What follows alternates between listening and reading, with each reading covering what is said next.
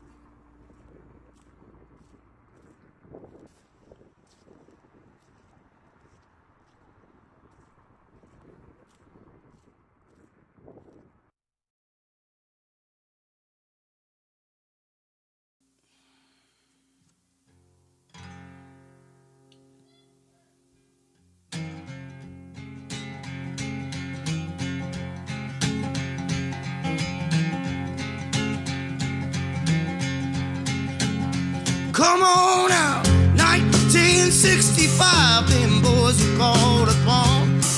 Some fist-fighting cowboys in them jungles of Vietnam. I'm an airborne man, baby. Drop me anywhere you please. Yeah, I'm one mean motherfucker. Don't you never double-cross me.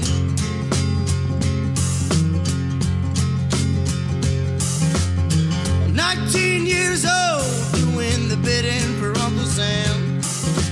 Desert boots strapped on my feet, machine gun in my head. I'm an airborne man, baby. Drop me anywhere you please.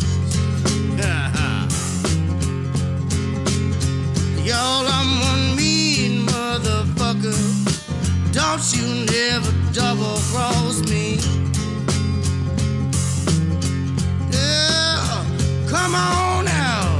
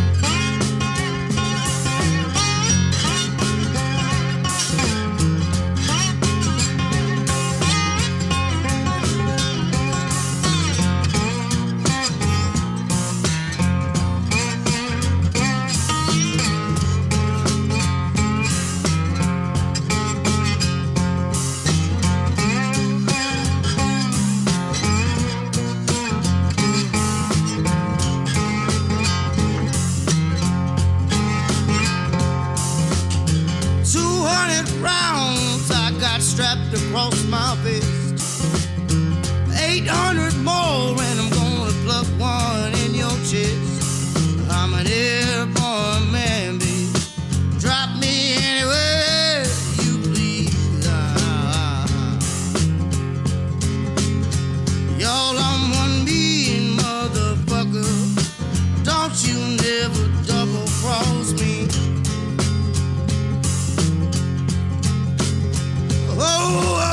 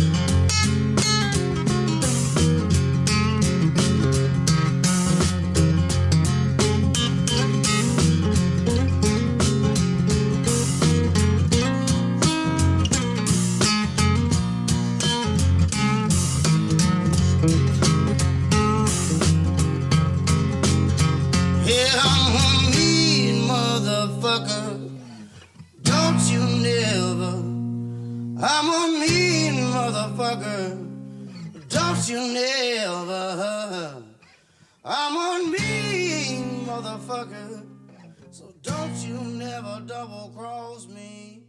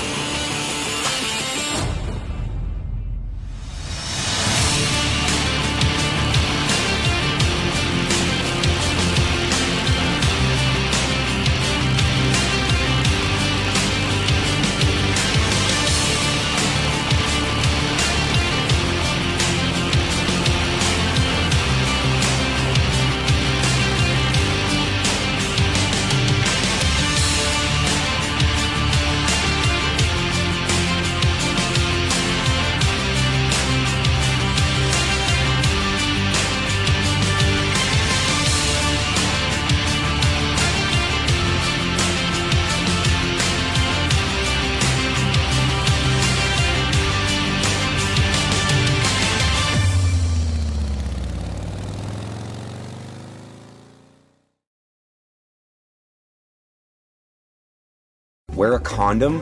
We're in Fayetteville. No one gets STDs here. The voice of U.S. Army, WTF Moments. This is WTF Nation Radio. Everything stated on WTF Nation Radio is to be considered the opinion of the person that stated it, and not an official representation of WTF Nation Radio or U.S. Army WTF Moments. Price does not include tax, title, or license. Some assembly required. Each item sold separately. Batteries not included. Objects in mirror are closer than they appear. If conditions persist, contact a physician. Individual results may vary. Keep out of the reach of children. Avoid prolonged exposure to direct sunlight. Keep in a cool, dark place. And please enjoy the show. Shots.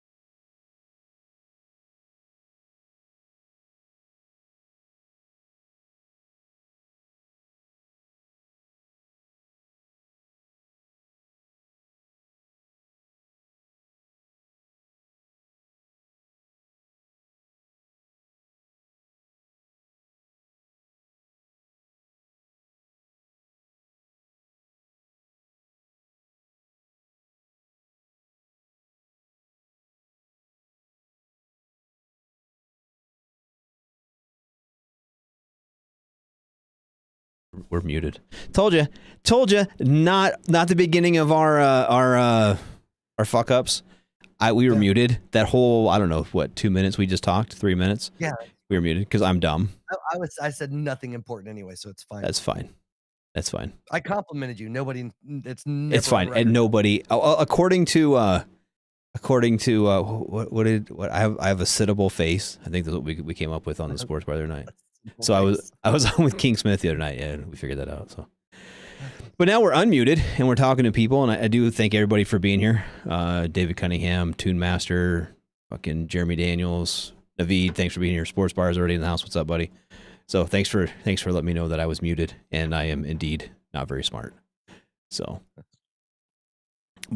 so last week, Coach and I went off on the idiots in the House of Representatives for about 3.5 hours or some shit. Yeah. So I'm glad to see they had a secret, super duper secret squirrel vote today. Did you see that? I did. And Scalia, is that who they said they want to have? Yeah. Scalise. What's that guy's name? Dude, Steve Scalise something. Yeah, I was gonna look it up to verify. I'm so not good at this job. Yeah, Scalise. Yeah, however you say his name. Yeah. It's Steve. It's another fucking Steve, man. Yes. That's all we need. That's all we need is. But yeah, he wins the GOP nomination for speaker in a secret vote, secret ballot or some shit. Fucking serious. Yeah. There's one simple hearing hack anyone can use. That's bad. I don't want that.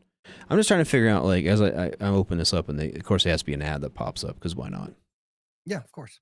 But it feels to me that we're not going to get shit done for the next, 6 months from the feds.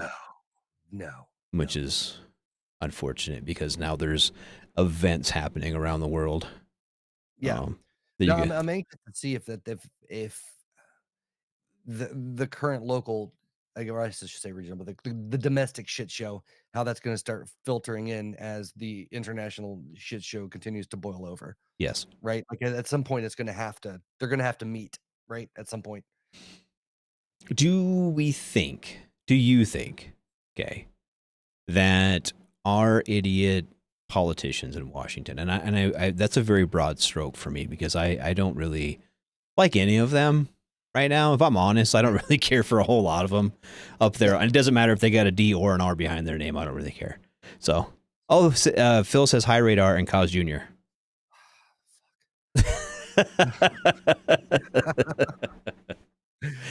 But I mean, do you think that they can? Do you think they can actually come together over there? No, God no. I mean, not in front of the cameras anyway. And if they do, it'll be some type of massive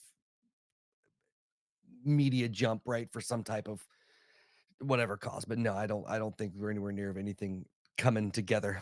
Right. Yeah. That's what I was afraid of. Because I kind of wanted. I don't know. Well, see, unlike a lot of, I shouldn't say a lot of folks, but like you guys, what I've seen, you know, on the shows and on the team are much more involved is the wrong word, but staying on top of the political landscape of what's going on, interested in politics. I'm very political, like apolitical. Like I really very, like I hate all of it so Right. much, and I try to follow along. But actually, I was joking with my wife that I've probably like kept up with the news and politics more in the last 6 months than I have probably the last decade of my life. Right. You know, which is a good thing, but I have a deep-seated loathing for all of it. Right. You know? Now, and I'm probably more so than most because of I was actually a political minor, so I had to get into it a little bit. Oh, for sure. Yeah. But I look at like what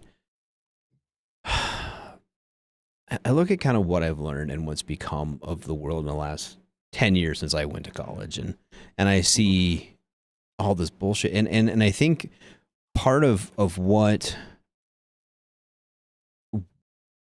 I don't know interests me on it is how it directly affects me as a retired service member. It affects me, and as I have a son who's a service member, it directly affects him, and all of us. I think a lot of people that are listening, we have a little bit of we have a horse in the race, so to say.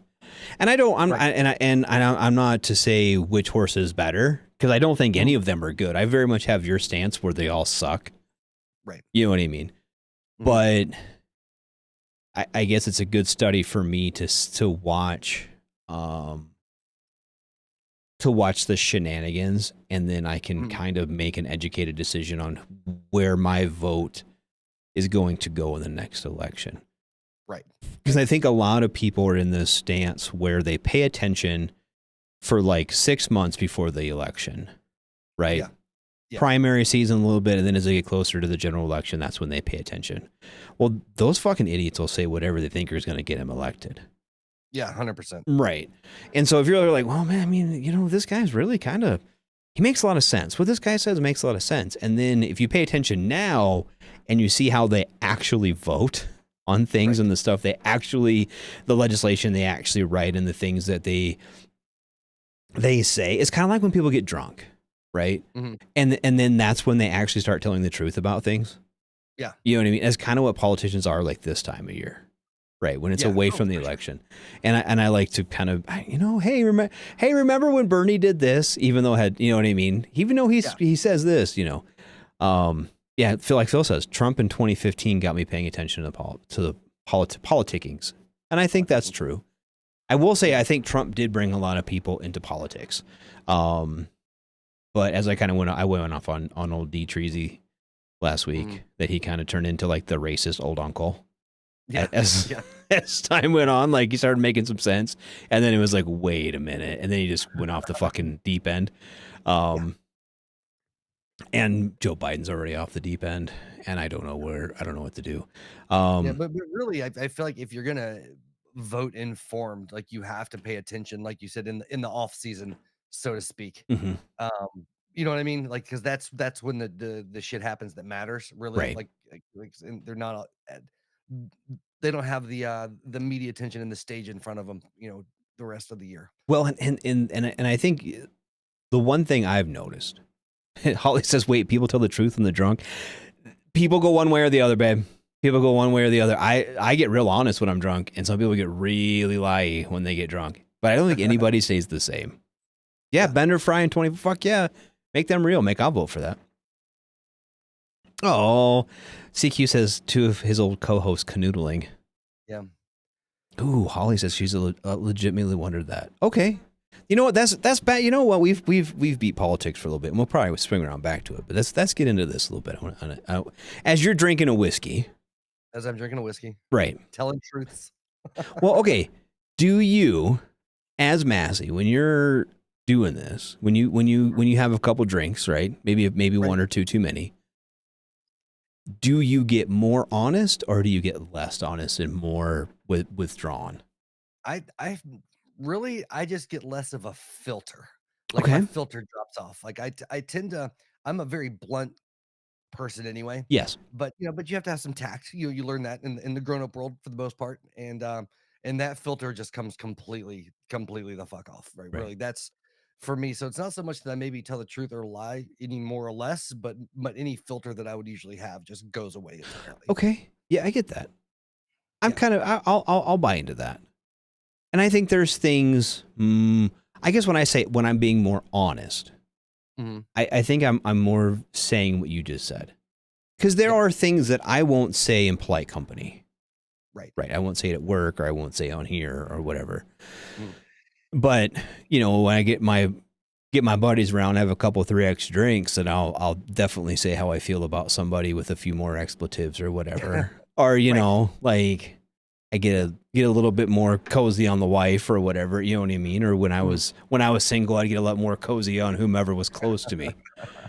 whomever was there. So yeah, Holly, I think that's kind of what I do. She said she doesn't drink. Her body won't allow it. 1 shot and she's stumbling. So I don't know what would occur. I've never been drunk. My wife's that way. Yeah. My wife, she's so weird. She has she'll drink a shot, and that's what she usually drinks, is a shot. Right. And she will be all fucked up in 10 minutes.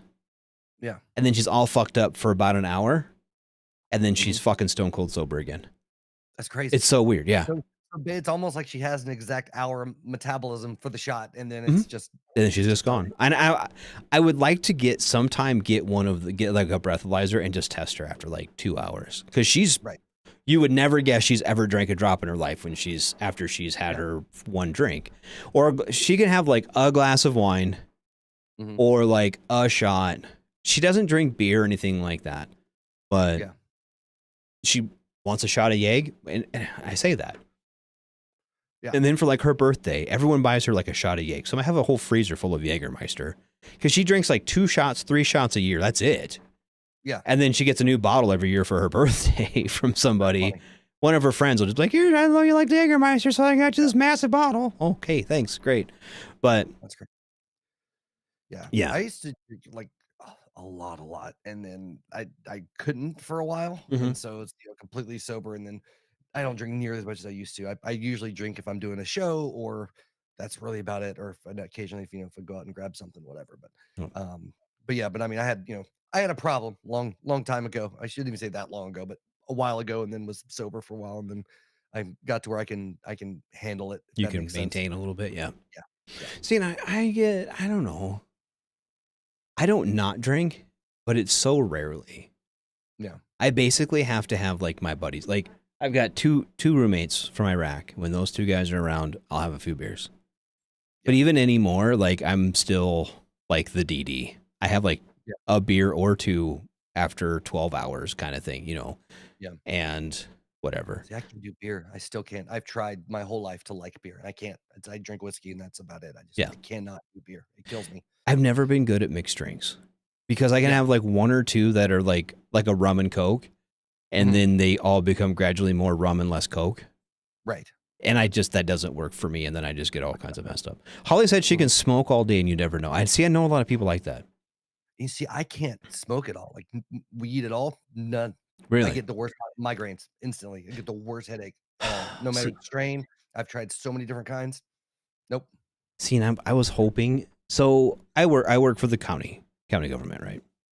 And actually, I have a comp and pen physical on Friday for my migraines, and they fucked me. They fucked me before on that. Anyway, I'm good. Whatever. So when I got out I I did my first combat physical in 2012 when I first was getting medically retired, right? And I've had migraines for fucking 15 years. I had them while I was still in the military.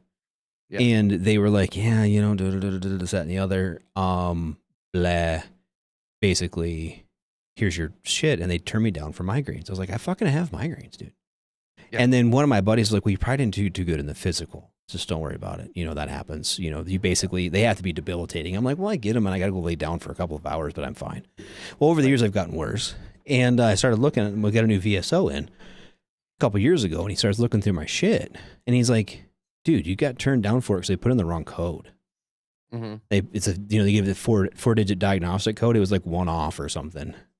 And I was diagnosed with one, but I wasn't diagnosed with the other. So they're like, you weren't diagnosed with that.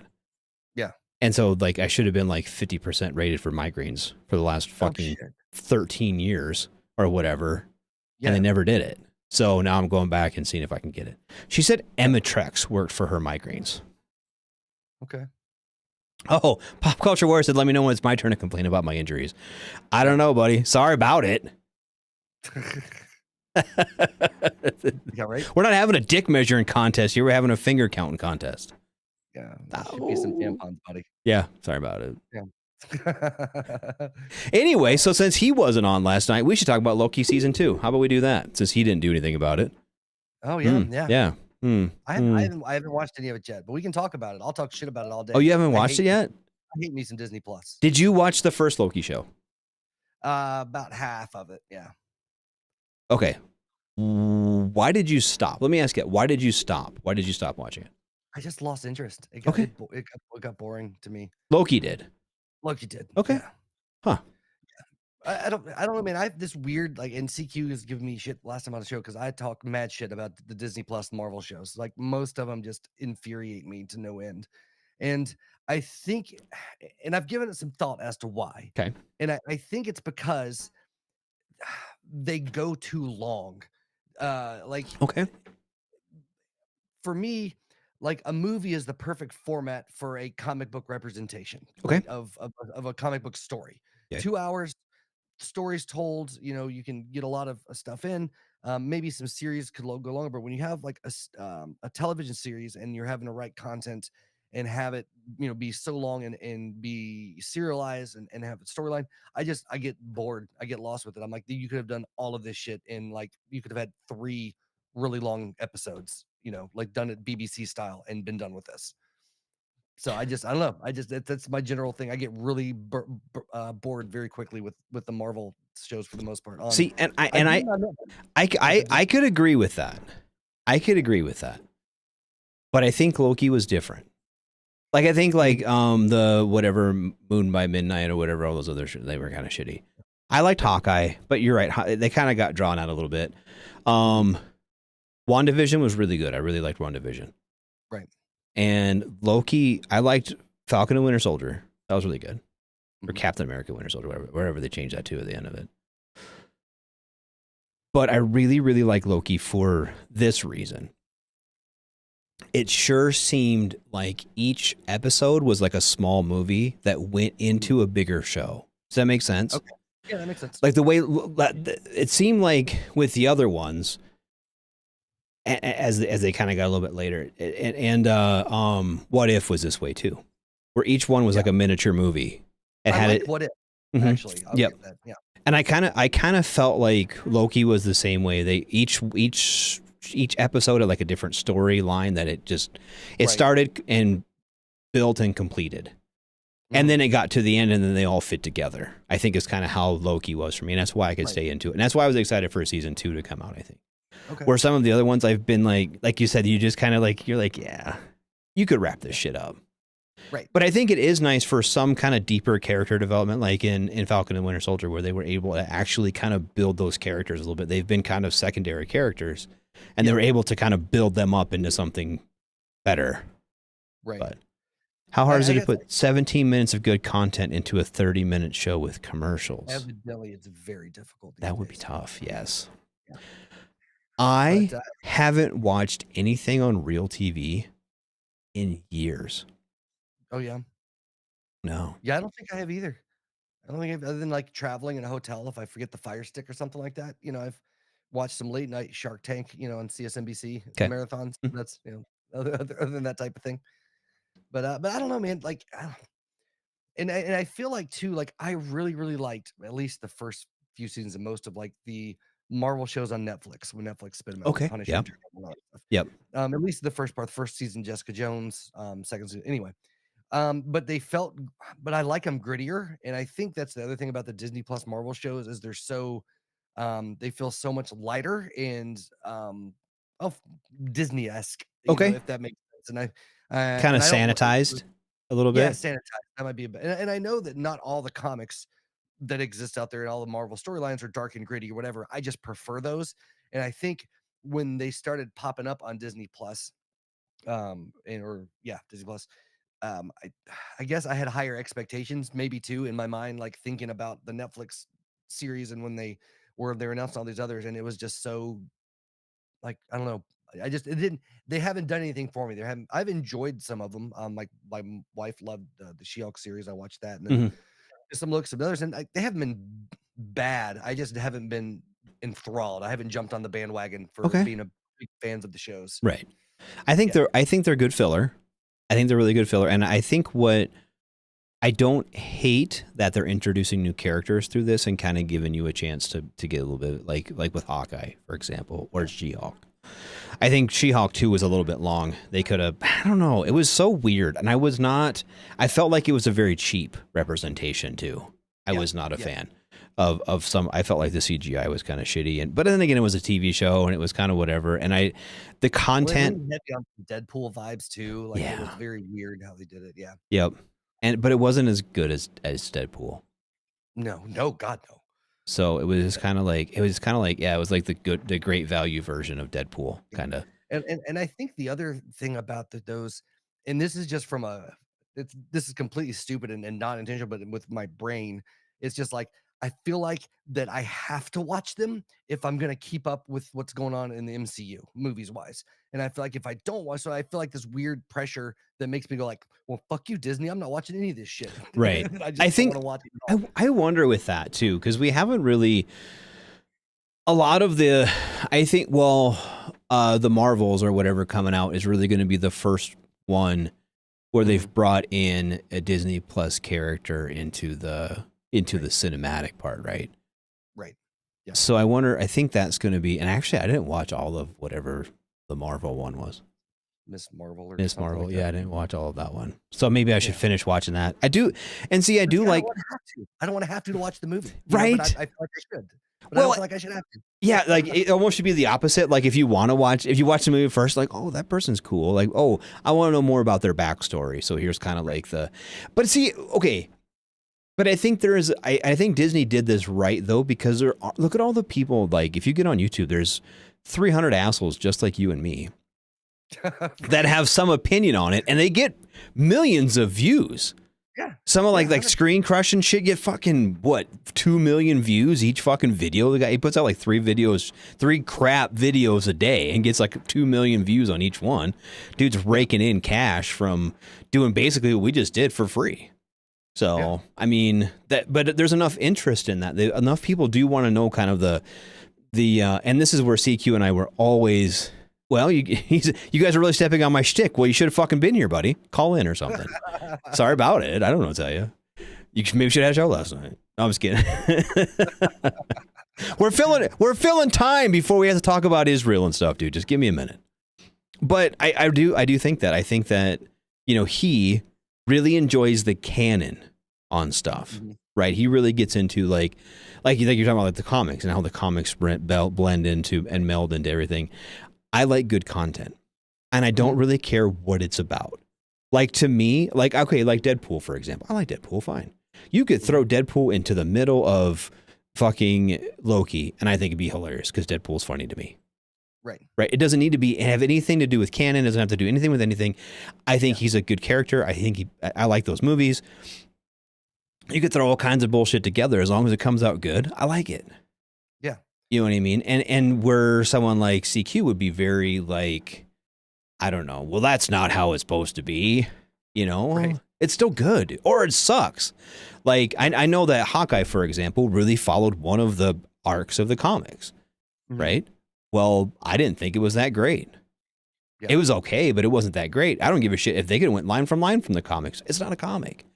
It's a show. I mean, so, CQ will be at the NYCC all weekend.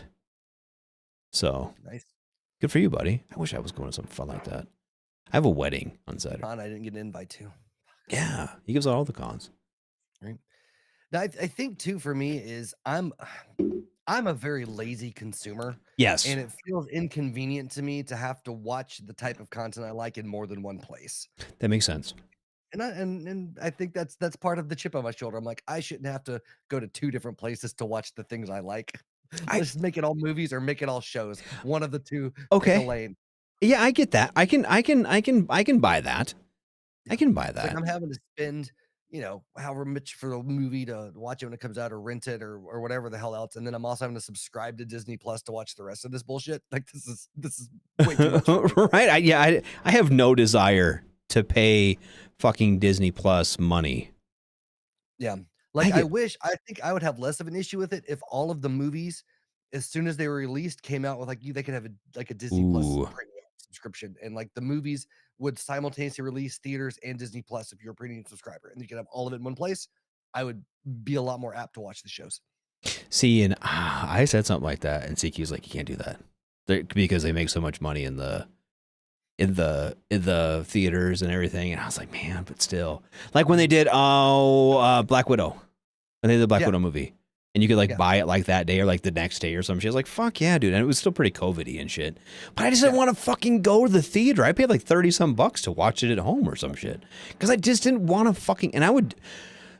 I refuse to go to the theater these days. I went once a couple months ago and I was like, I won't go back. Like I'm done in my adult life. If I can help it, I will not go to. I watched the last one. I watched Thor: Love and Thunder in the theater, and that was the last one I watched in the theater. I would do that with my wife. Yeah. Just because she wanted to see Chris Hemsworth naked. Right. That was basically what she went, which is fine. It's whatever. But I didn't watch any of the other ones basically. Yeah. No, I went like in the middle of the week or some shit even, and it was still the people. It's gotten to the point like polite society has devolved so much. It's ruined it. It's ruined all good things that used to be going out and doing, Yep. I don't know. Holly said the FBI issued some alert to New York City, basically saying be vigilant. Phil said all the protests. Yep. Top Gun and Oppenheimer were awesome in theater. I believe that. See, okay, something like Top Gun.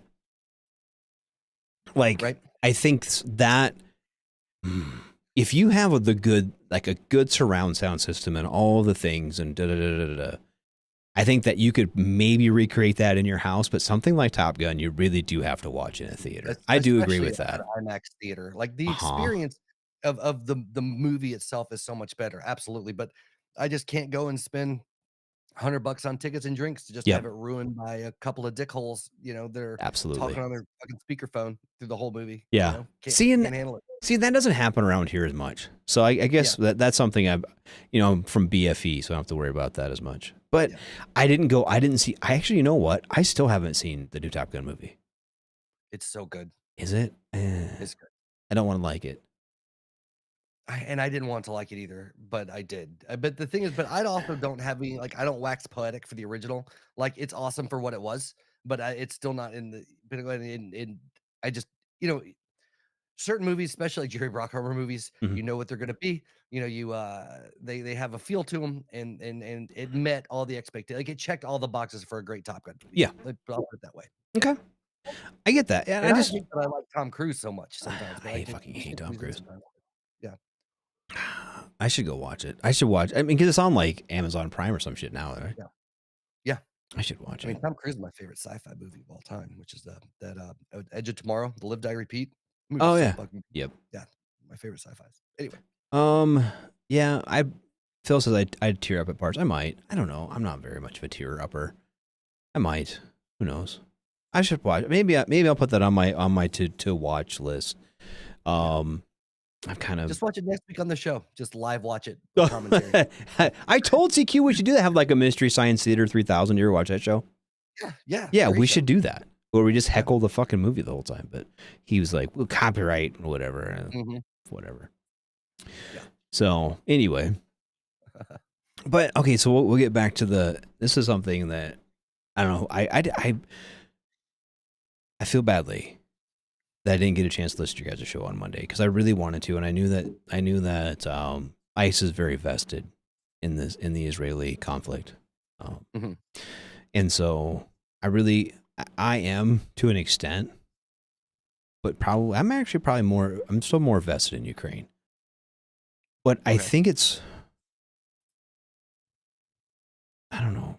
I don't want to put this without sounding like a dick. I feel like there's a lot of feelings in the intelligence community and in us, the same feelings after 9/11.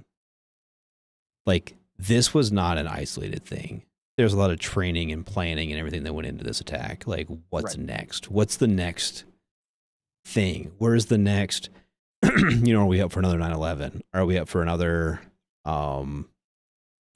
Flight 93 or whatever? Are we up for another, airplane bombings kind of stuff? Like, what are we up for next? And I feel like in places like New York that were so tragically struck on 9/11, like, that's got to be even greater. Right. Like that. Yeah. Didn't one of the leaders, not Hamas, it was one of the other group leaders, but they were calling for terror attacks worldwide over the weekend, like on Sunday or some shit, like very specific day. I just saw that earlier. Let's see if I can find it. Phil says, I can't watch the Israeli kill TV shit on Reddit or on Telegram. Ukraine I'm fine with, but Israel, oof. Seeing some of that, dude, like, and when they were like, when Israel's like, yeah, we found all these beheaded babies and shit. Yeah. Like, that's just, dude, that's like one extra step. You know what I mean? Like, okay, like, I remember when YouTube was in its infancy, and ISIS beheaded those American journalists. Yeah. And put it on YouTube, and everyone's like, oh my God, you can't watch that. It was like 2 Girls, 1 Cup, and the fucking jihadist beheading the Americans were the 2 hottest videos on YouTube at the time. Right. And then YouTube like got rules and shit, but it just seems like, and the Russians, I think, are learning this lesson the hard way in Ukraine, when they kind of came in and in places like Bucha had some really kind of atrocious things, right? And now the Hezbollah and Hamas are like pretty fucking wicked people, right? And they're just like beheading babies and raping whole concerts. You know what I mean? Like, and then they're like, oh, well, the Israelis have cut off all the water and fuel. Now we don't have electricity, so feel bad for us. No, dude, nobody feels bad for you. Nobody. Yeah.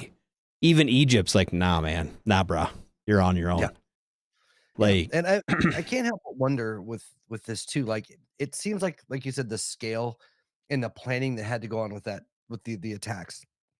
Like, there has to be like a part 2 plan or something, because surely, like, and maybe, like I said, I'm not a tactician, this is not my background, but like, to me, like, that's a pretty big dick swing move to have no follow-up against somebody like Israel that's gonna come back full force, and they're gonna retaliate hard, right? So, like, unless they just wanted the strip wiped off the map, like, there's got to be some play somewhere, right? And maybe I'm just crazy thinking that, but well, that's I feel like you're right. Yeah, I feel like you're right, and I feel like, I feel like there's more to it. Whether they didn't think they were going to be that successful at first. I mean, honestly, they thought we were just going to launch a bunch of rockets, and then, because there are always like protests and shit like on the wall in the West Bank and the Gaza Strip. There's always fucking protests on the wall. Right. Palestine got a shitload of rockets staged beforehand in case of retaliation. This was planned. Yeah. I think so, but hold on. So I think this is, and this is a theory, and I don't know. We'll find out more as time passes. But they may have just like been kind of caught Israel sleeping on their laurels a little bit. Yeah, because there's rocket attacks all the time. There's protests all the time. There's all this and I think watching Ukraine, where people like the Palestinians are figuring out, hey, we can overwhelm systems with numbers, right? And so they're like, well, if we fire 5,000 rockets, what happens? And then they figured out, well, the Israelis only shoot down 1,000, so 4,000 got through, or whatever number it was. And then, the protests, they just brought a bulldozer and pushed the wall down. Well, next thing you know, they're through the wall, and it's like, well, fuck it, let's keep going and see where this goes. I mean, that's a possibility too, because now they're like trying to vie for peace. After Israel has been dropping like fucking, I don't even want to know how many thousands of tons of ordnance on the fucking West Bank. Yeah. I did think, like, funny is the wrong word, but like it was immediately after everything took place, before Israel was swinging back hardcore, when they're like, oh, well, we're open to peace talks. We're open to ceasefire talks. We're open to hostage talks. Like immediately, like it was all kind of like, you ever, punch the shit out of somebody and be like, oh, my bad. We can talk it out. It's fine, dude. It's fine. I didn't mean it. It's just kidding. Yeah. Yeah. So the West Bank is only 5,600 square kilometers. That's not very big. Mm-mm. And the Gaza Strip is even smaller, I think. Yeah.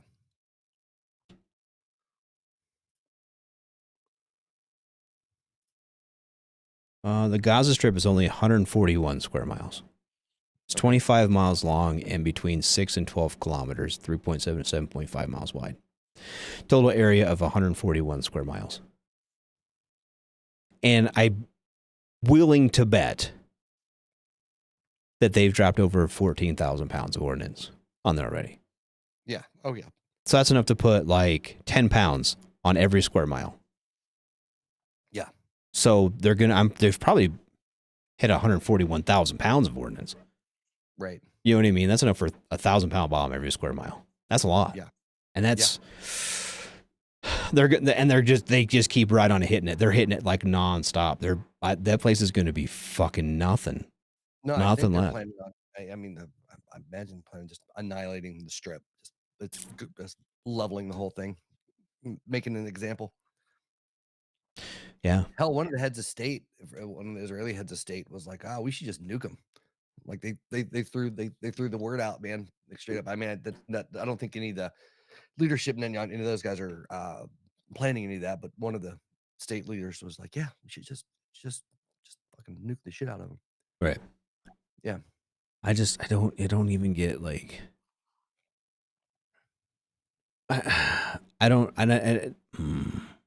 It comes at a time when there's so much unrest in the U.S. Mm-hmm. Political wise. Yeah, all these, you're right. A tiny place be causing such drama. You're right. And they basically said, all women and children get out. We're coming in. Mm-hmm. You can evacuate into Egypt. And the Egyptians like, no, we don't want that shit. Yeah. Israel is the size of New Jersey. Now just imagine annihilating a city like Bayonne or Atlantic City as a comparison. Yeah. Yep. I'm anxious to see what the I shouldn't say anxious to see, but interested to see what the spin up is going to be as things continue. Like if it's going to kind of stay contained, or if you're going to see it start kind of ripple outward and bigger players start getting involved and it spin up more, because it has all the potential for a legit like World War III. Not saying it's going to go there, but it could, right? It has the potential and that gravity as far as allied nations that are invested in the area, for growing if things escalated or continue to escalate. Or it could be contained. It's, you know what I mean? It's such a I think weird- it very much. This is. I have two ideas on this. Is one, you're absolutely right. If that it could very well, especially if someone like Syria enters the war, right? Mm-hmm. Or Egypt. I don't think Egypt would. Egypt and Israel have been kind of buddy lately, which is good. I think that's about the only saving grace to all this. Right.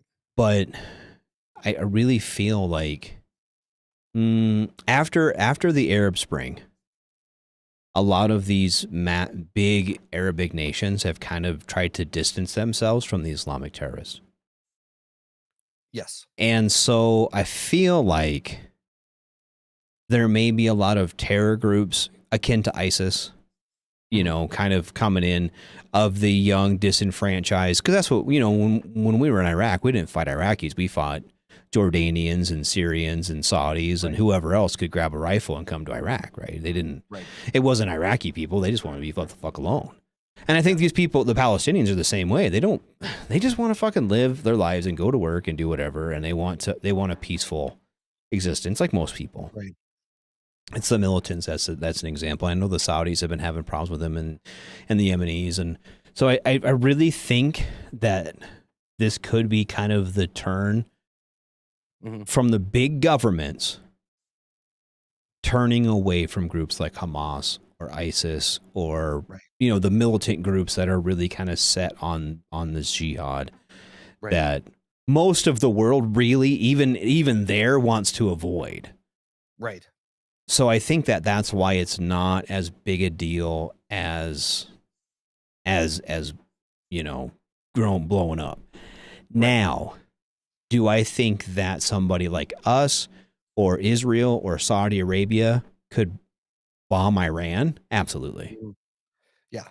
Absolutely. Well, Israel, you know, they get done with Palestine and the Palestinians and Hamas, and you know, and they're like, you know what? Fuck it, we're still pissed. And then started going across Iran, like, all right, Iran, you guys help make this shit happen. Now it's your turn. You know, yep. It's just waking the bear. So well, and Iran's been a pain in our ass for fucking 30, 40 years. Phil said, isn't the Gerald Ford on station? It is. And plus whatever other forces are there. John has a question, and I don't know the answer to this one. Why did they let this happen? How did they or the U.S. intelligence not know this was going to happen? Right.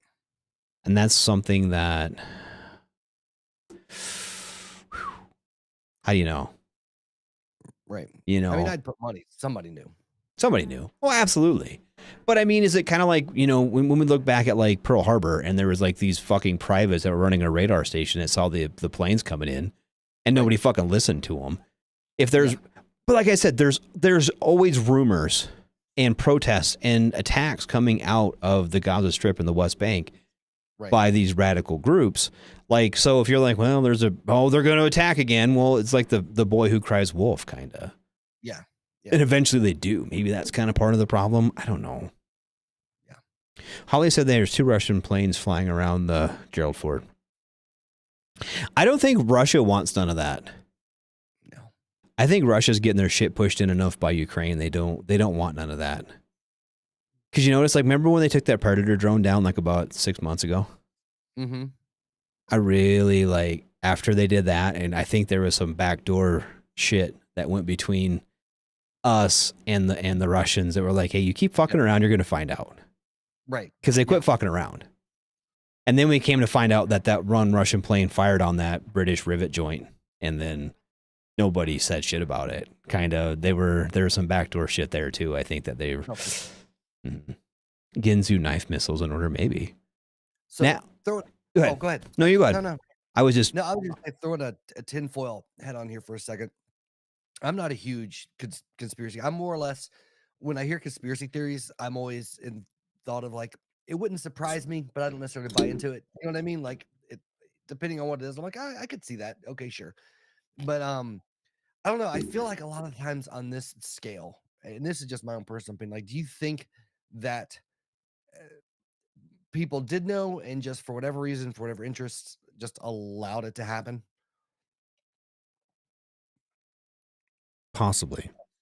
Yeah. I can make that argument. I can see that argument being made. I can see that, you know, and there's been, you know, whatever decades long ceasefire at this point, and I'm not saying this is fact at all. I'm just, you know, and as a hypothetical, I could absolutely see, you know, some people in the Israeli government like, you know what, I'm sick of these fuckers. Like, we know they're going to do some shit, and instead of doing the encounter backdoor type of shit, they just kind of like, you know what, just let it roll this time. Let's let it roll this time, and then you know, we'll show them what's up, type of deal.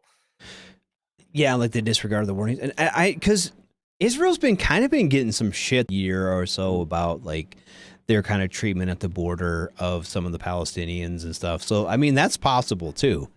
That they're like, these people are monsters. Let's show the world they're monsters and let them out of their cage.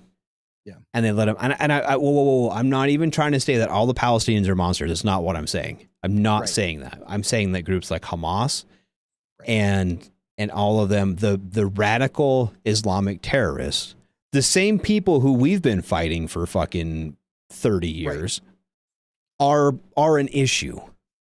Right. And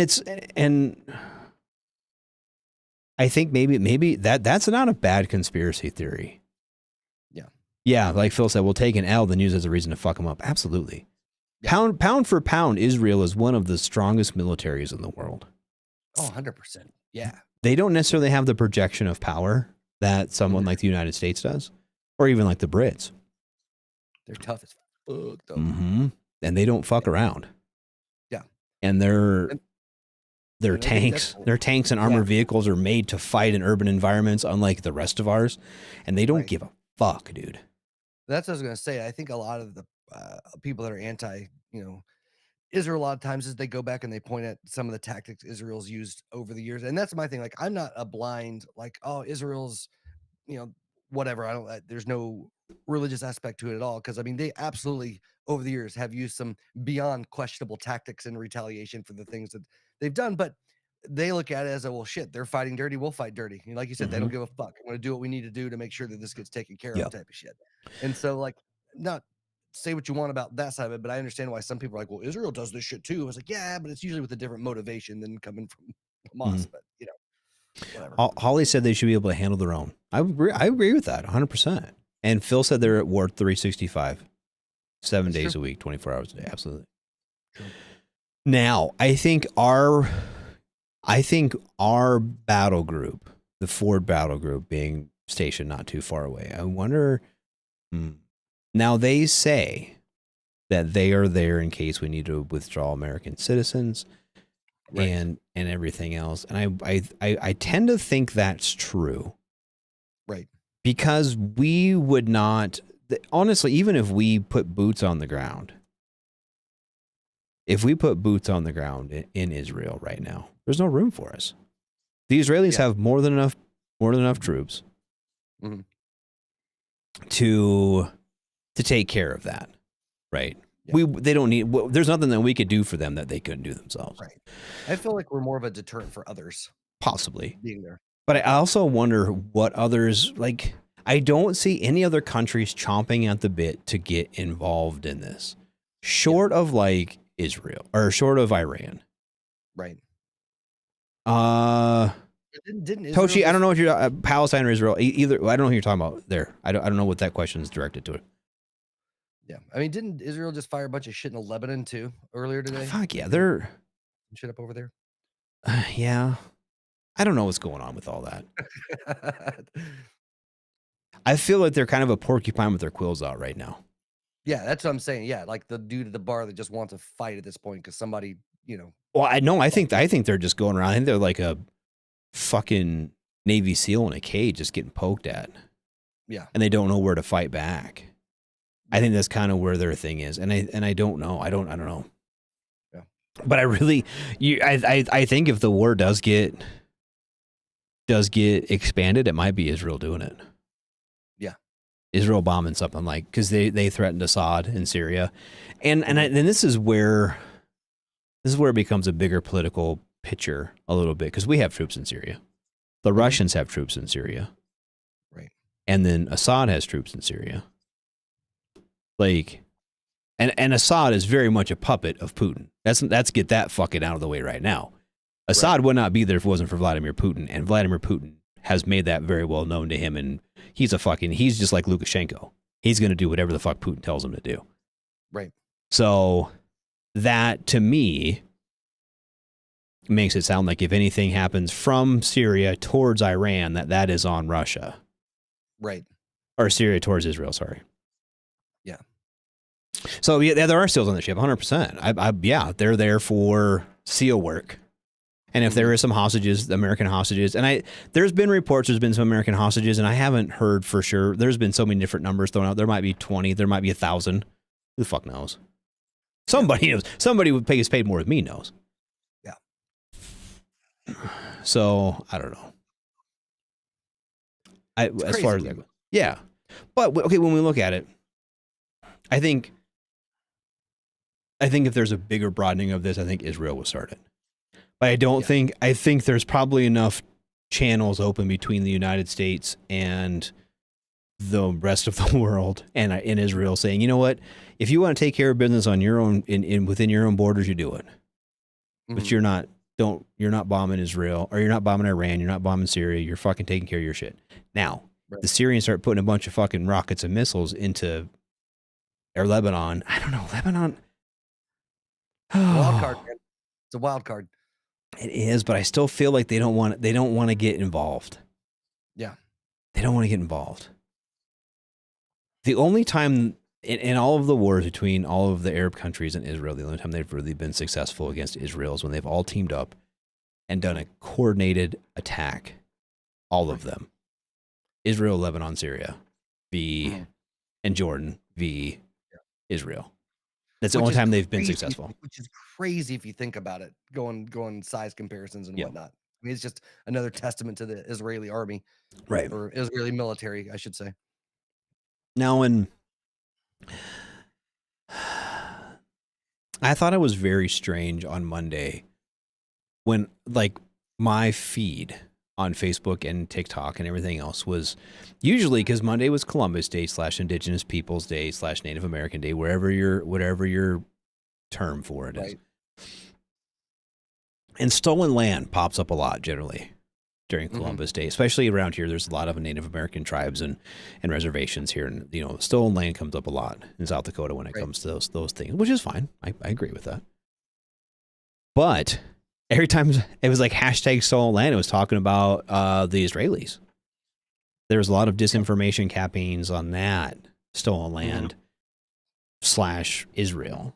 And it made me think about that a little bit. And this is my thought, okay? And this is me going down some conspiracy tinfoil timey holes.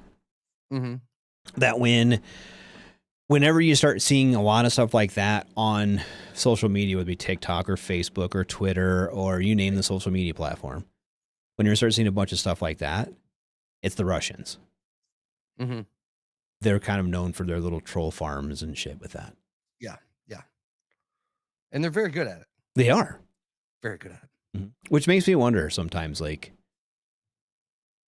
what's their role in it? So, yeah. I know that Russia and Iran have been all chummy the last year and a half or so. Right. And I'm sure that days that ended well. Yeah, that's right. I really think that Iran or Russia would have a lot to benefit in this situation. Yeah. If we start putting our focus into this war, which I don't really think the Israelis really need a whole lot from us, not like the Ukrainians do. No. But if we put all of our political focus on Israel again, then we kind of leave Ukraine on the limb to die. Now, my retort to that is that's when we can really pump up some shit. When it's like backdoor. Right. You know what I mean? Yeah. Like, that's what we did for fucking 10 years. We didn't talk about Afghanistan or Iraq in the news media. We didn't. Right. No. And that's when we that's when we had the surge, was when we quit talking about it. Like, all right, now let's put in all these fucking troops. Now let's bomb the fuck out of them. Because nobody gave a shit. Right. And you don't have to worry about approval or optics, you know, it's when it's off the radar. Yeah, 100%. And they can just put that as a line item in some fucking budget somewhere that we're going to give $100 billion to fucking Ukraine. And nobody will bat an eye because it's not on the fucking news. Yeah, true. So maybe that's what they're doing too. It's like, all right, well, tight. Well, and I know there was talk about doing a $100 billion aid package. They called it a one and done for Ukraine, but they're not going to do that. They might give them $100 billion and say it's done for what now? They're not going to fucking whatever. Yeah. Drain our stockpile for China to take Taiwan before the next election. I don't know. Yeah. For a couple reasons. One, anything that's going on, a land battle, Ukraine v. Russia, or Israel v. the whole Middle East, right, doesn't really. It involves two separate types of warfare between China and Taiwan. I think that's kind of a bad argument, in my opinion. Secondly, the Chinese really don't have what it takes to take Taiwan just yet. Not saying they won't. I'm not saying they won't. But they don't have a blue water navy or a green water navy. They don't have they can't project power like the United States Navy can. They're like, well, we got more boats. Yeah, but they're all like little boats. You know what I mean? They got a bunch of them. Yeah. So, I mean, it's like, think of it like this. Do you ever see the mascot football game? Mm-hmm. Where they have like a bunch of little kids be the mascots? Yes. And there's like 6 mascots and like 20 little kids. And the mascots win because they're bigger and stronger. Yeah. That's China Navy v. American Navy. Right. You know what I mean? We only got to send like 6-7 boats over there and we'll just fucking destroy them because... And the Navy, I really think the Navy has been looking for a fight for like the last 30 years.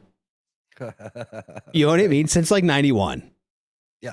And that was like the last time the Navy got to do anything was like when the fucking battleships were lobbing shells into Kuwait. You know what I mean? Yeah. In the Gulf. Yeah. Yeah. That's the last time the Navy got to do anything cool. So they're looking for it. They're ready for it. They're ready for it. And so like, they're like, come on, man. Yeah. Fuck yeah. Let's do that. I enjoy what you're saying, but the thing is the little dude with the backpack, I stand with America and want to defend it. What little dude with the backpack? I do. I don't know. You know, one of the things that always interests me when a lot of this stuff's going on is a lot of is trying to look at a lot of the people that are usually very loud, a lot of the players that suddenly get really quiet when all this goes on. Like, when's the last time you heard anything out of North Korea? No, it's been a while. I saw something today. I did see something today that they started their loudspeakers up. Like a few weeks ago, but I mean, it not a you know what I mean? Consistent. I don't know, but like you said, but Iran with a lot of this has been kind of quiet. You know, Russia since picked off been quiet because all the focus is over. So I'm interested to see, you know, if there's other stuff going on, other places it's just not getting the same attention, or if it's just, you know, people are kind of watching to see how this plays out before they decide if they're gonna try to make a play. Yeah. God, do you think Yeah, I don't know, man. Yeah, I don't know. I don't think Iran's going to have enough backup. Same with North Korea. North Korea needs China. Mm-hmm. I mean, they could invade the South. Mike's right. It's a distraction. I believe that. Yeah. Distraction from what, though? That's ready to get it all over with, so I can get my 666 tattoo and get some fucking bread. I'm ready for it to all. You know, do we still have elections during a world war? Yes, we do. Yeah, Truman. FDR was reelected during World War II. Yeah. God, as long as they vote out Matt Gaetz, I don't give a shit. As long as they vote out Matt Gaetz. I'm waiting on the time, and I don't think we're that far from it if we continue to exist as a nation as we know it. That I don't think we're too far from somebody running purely on like social media, just not putting a shit ton of money in like a lot of the normal candidates do, traditional candidates, and running social media campaigns and going that route. I think it's too rigged. I think it's too rigged, man. I really think it's too rigged. Yeah. I think it's too rigged. I think it's too rigged even for a third party candidate. I think if you were to take somebody like a libertarian candidate, even if he was the most beloved, if you took somebody like, and I know he's dead, but say Mr. Rogers, like everyone loves Mr. Rogers, and he came out as a libertarian presidential candidate, he still wouldn't get elected. No. You know what I mean? And that's just you could have, you know, fucking Mr. Rogers and Bob Ross on the ticket, and they still wouldn't get elected, kind of. You know what I mean? So I just, and I get that a little bit because everyone's afraid to vote for a third party candidate. Right. And because if I vote for you, then the other team's going to win. If I'm just wasting my vote. I'm just wasting my third vote for them. You know what? Fuck it. You know, I've got to. That's my conscience, and that's what I'm going to vote for. Mm-hmm. Yeah. Isn't the U.S. one of the longest lasting democracies? They normally don't last long. We should consider ourselves lucky. I think so. I agree 100%. Like it's a young enough form of government. It's that usually doesn't last. So I concur with Phil on that. Yeah. I wonder, Mike, what do you think where do we think we're going to be? What are we a distraction from? Because these little incursions, these little blow ups are definitely they can be a distraction. Yeah. They can also be the result of other distractions too. Yes, they can be. Because we're so distracted with fucking secret House votes and all of the bullshit that's happening there that we don't pay attention to. But I feel like even when the American public is distracted by bullshit, that there's still people in the intelligence community that monitor this stuff. Saudi oil. Yeah, but I also think though, I think America as a whole, or the U.S., we're such a big fan, and you have to anyway. But historically, going back, like we're very much into optics. So, like we're not going to get involved unless it's going to directly affect, and they can get a bunch of people in the general populace behind the move, right? Right. So, like we're not going to jump straight into this because there's no reason for us to, and nobody would back behind it. But you have something like 9/11 happen, and suddenly 95% of the American people are like, yeah, let's go fucking get it, guys. You know what I mean? It takes something to garner a Pearl Harbor for World War II. I mean, because World War II had been raging for a while with atrocities and all kinds of shit. And we're like, nope, we're staying out of this shit. But as soon as it happened on American soil and they got the optics where American people would get behind it, it was full speed ahead. See, and this is a double-edged sword for me. Okay, because I know exactly what you're talking about, because this country was probably never more patriotic in my lifetime than September 12th of 2001. Yeah, absolutely. But two things. One, I think places like Hamas or organizations like Hamas saw what happened, right? And would know better than to do that again, right? Okay. I think that they would know they can fuck with Israel. They can push with Israel. They can push with Egypt a little bit. They can push with, they can get some stuff from Iran. But I don't think that they want to fuck with the U.S. Not right now. Maybe not right now. Yeah. Especially a group like Hamas that isn't all that big yet. Yeah. Secondly, I'm not sure that the American public right now, if there was a big 9/11 type attack, I think we would. If there was something that killed like fucking 3,000 to 5,000 people, right, we would be, yep, let's get them. But if there was a smaller attack or failed, like the first bombing of the World Trade Centers in 93, right, we didn't do shit. Right. And if we would have done something then, or when they bombed the USS Cole, you know what I mean? If we would have done something then, we wouldn't have these issues. And I feel like we're going down that same path. We're getting pricked at until we get a 9/11. Yeah, I think Phil's right. The U.S. doesn't have the heart for it. But we get such a hard on when something happens. Yeah. If we lost internet, a couple generations would be crippled. 100%. Yeah, that's true. You know what? And honestly, I'll do that. I'll say that. And even just the skills that I had when I was a kid. Okay, remembering phone numbers. Oh God, yeah. I don't remember shit for phone numbers. I remember 2 phone numbers now: my own and my wife's, because that's our code. That's the code for like the discounts at the grocery stores. My wife's phone number. Right. So that's the only reason I remember my wife's phone number. Like someone the other day asked me my phone number, but I didn't fucking remember it. I was like, and I had to like write it down. Luke said, "I will give my life, Israel, but they are building a rocket plan." And John said Boston Marathon bombing type hits maybe. Yeah, exactly. I think we could see Boston Marathon bombing hits. Yeah. But, or something along those lines. Maybe even, like I said, like the bombing of the coal. I don't think a lot of it's going to happen on American soil because I think we would react. Yeah. And they don't want us to actually react to that. Right. But I don't know. I think we've got such a, right now in America, we have such a isolationist because we switch, we rotate. Right. And I think we've given enough blood and oil or blood and money for a little bit of oil.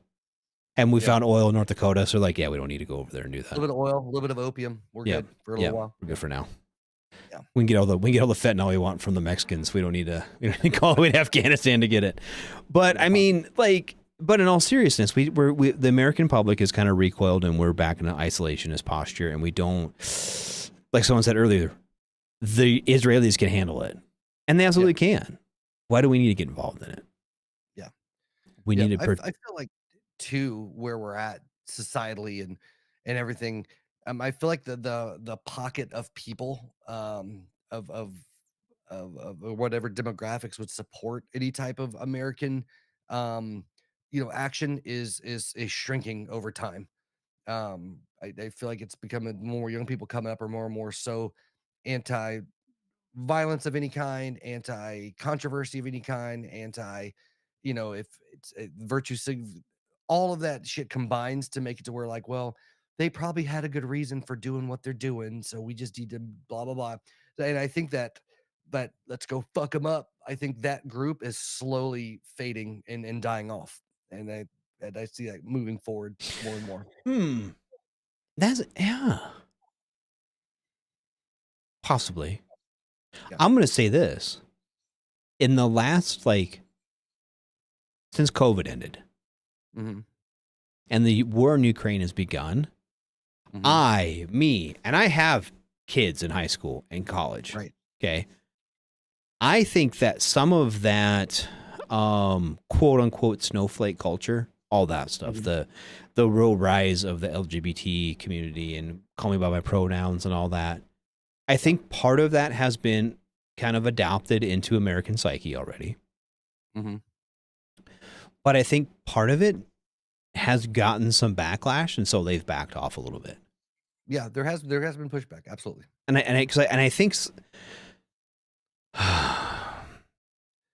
think there's this is okay. I have friends who are of alternative lifestyles. Okay, LGB. I don't have any T friends. I have LGB friends, and I think that they have gotten a little bit turned off by some of the fringe part of those societies. Oh, there's been a huge pushback in the LGBTQ community against their own that have been that fringe. Absolutely. Right. Once you kind of start getting in the Q and the plus and the T's and like, and now people are like, well, I want to dress up like a dog and have sex with dogs. And people are like, come on, dude, we're done. We're out. Like you've gone too far. And I think that because there was just some article I just saw flipping through my shit. The dude from Japan. Do you see the dude from Japan who turned himself into a dog? Yeah. And he's like, when people make fun of me, well, no fucking shit, dude. Right. Yeah. I spent hundreds of thousands of dollars turning into a dog. Well, you're an idiot. Yeah. You know what I mean? If you want to do that, that's fine. I think there's kind of been some it went from, okay, if you love somebody, yeah, you want to fucking marry him? Absolutely. I agree with that. I 100% agree with that. If you think you're in the wrong body and you want to pay $100,000 to be something different, okay, that's on you, dude. But I think as we've gotten into some of these more fringe things, they've kind of recoiled back. And the people who, I don't even know how to put this without being, and I'm not trying to be insensitive or not politically, but the old gays, like the dudes who were gays in the 70s and 80s, who actually got legit the shit beat out of them and really had to fought for even to be allowed in public with their husband or wives kind of thing. Those guys really did pave the way for this movement now. And I think that people are kind of looking back on them for guidance. They're like, hey, you're alienating our movement. Yeah. Yeah. Oh, yeah. Yeah, 100. Well, it's a lot like it's the same way with the feminist movements. A lot of there's a big uptick about a lot of the new wave feminism, like don't like the old feminists and vice versa, because the old school feminists like, you guys are fucking shit up for us. We've worked our asses off to get to where we are, and then you guys are coming around and doing all this other bullshit. It's the same thing. It's like you get the fringes of the movement start ruining things for the other parts of the movement, and it's a right. Yeah, like Phil said, that guy Harvey Milk. Yeah, that was exactly. Well, I worked with a buddy of mine for one. He was like, as you say, the old gays. He had been with the same partner for 20 something years. Back through the 80s, 90s, and that dude was tough as shit. I love the hell out of that guy. He was funny, whatever. And he was always like, man, he goes, man, these young gays. Yeah. Like he'd get so frustrated, because he was like, they want to cry because somebody calls him a name. He was like, dude, me and my partner have had this shit kicked out of us on the side of the road, type of thing. It was like, who cares about X, Y, and Z? Oh, dude, I was at a pizza place in Boulder, Colorado, and I don't know if you know anything about Boulder, Colorado, but it is like it's like the Central Rockies hub of the LGBT. It's like the Central Rockies, San Francisco. Okay. And it's very eclectic, and it's whatever. I don't give a shit. I'm entirely too poor to live there, kind of thing. Right. You know what I mean? Yeah. But it's fun. It's a nice place. And we were down there, and we talk about like the old gays, and there were some dudes there that were of the old Harvey Milk type people, right? And then there was this kid. He was young, and he was vegan, and he was talking about all this stuff he has to do. And this old gay dude came up to him, and this guy was in his 70s, probably late 60s. And him and his husband came up, and he sat down next to the kid. He goes, son, if you're having a problem with all of these things, just eat a hamburger. And the kid looked at him, and then the guy got up and walked away. Because he was like in this pizza place, like very verbally abusing the staff because there was like a meatball on his vegan pizza or whatever, and it was like the gluten-free crust or some shit. I don't fucking know. Jesus. Yeah. And I was just like, fuck, dude. And he was like really, really mean, and he was just being a fuck, and he was like some 22-year-old-ish dude, Yeah, and those old guys came over, and very obviously gay. We're kind of giving, just, well, son, and he was talking about how he had to eat the special diet and eat all these pills so he could get his calcium and protein and stuff. Oh my God. And the dude came up, I just eat a hamburger. If you have this much problem with this, eat some hamburger. You'll feel better. Right. Yeah. Absolutely. Yeah, that's right. Go ahead. Like Luke says, gays ain't gonna bomb. That's true. Yeah. They just want, but here's the deal. And this is, okay, I'm gonna swing back to where this argument first started. Okay.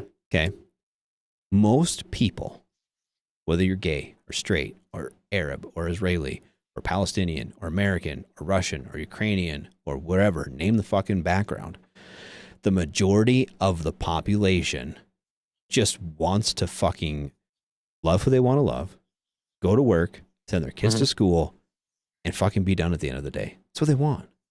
Yeah. You know what I mean? Most of the people that live in fucking somewhere like the Gaza Strip, the majority of those people don't want anything to do with a group like Hamas. Yeah. The Israelis the same way. They just want to fucking go to work and come home, and they don't want to get bombed by Hamas. And then, the Ukrainians, they sure as fuck didn't want to get invaded by the Russians. And most of the Russians didn't want to invade Ukraine. You know what I mean? They're just normal ass people. They just want to live a normal ass life. Most of the members of the LGBTQ community, they just want to fucking be left alone. They want to marry who the fuck they want to marry and go the fuck home. Yeah. Same as I do. Because I'm a straight white guy. That's the same thing I want to do. I want to go to work. I want to come home and have dinner and hang out with my wife and kids and then go to Yeah. It's the governments that fuck it up for people. I don't know. I don't think it's the governments. I think it's the extremists. There are extremists on every end of it. There's extremists. White people are extremists. Yeah. There's extremists within the government. Yep. Within the political parties. Yeah. Yep.